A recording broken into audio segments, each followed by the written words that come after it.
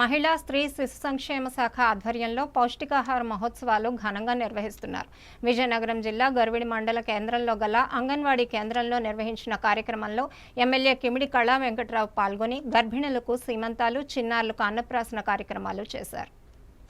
విజయనగరం జిల్లా గర్విడిలో అంగన్వాడీ కేంద్రంలో పౌష్టికాహార మాస మహోత్సవాలను ఘనంగా నిర్వహించారు. ఈ కార్యక్రమంలో ముఖ్య అతిథిగా పాల్గొన్న ఎమ్మెల్యే కిమిడి కళా వెంకట్రావు మాట్లాడుతూ అంగన్వాడీ కేంద్రాల్లో చిన్నారులకు, గర్భిణీలకు పౌష్టికాహారం అందించాలని సూచించారు. ముఖ్యమంత్రి నారా చంద్రబాబు నాయుడు అధికారం చేపట్టాక పౌష్టికాహారం ప్రతి ఒక్కరికి అందే విధంగా చర్యలు చేపట్టాలన్నారు. సీఎం చంద్రబాబు దేశ సంపదని ఆనాటి ప్రధాని మన్మోహన్ సింగ్ కొనియాడిన విషయాన్ని గుర్తు చేశారు. చంద్రబాబు విజన్ అందరికీ ఆదర్శమని, రాష్ట్ర అభివృద్ధికి నిరంతరం శ్రమిస్తారని చెప్పారు. ఈ కార్యక్రమంలో గర్భిణీలకు సీమంతాలు, కౌమార దశ చిన్నారులకు అన్నప్రాసన కార్యక్రమాన్ని ఎమ్మెల్యే చేతుల మీదుగా నిర్వహించారు.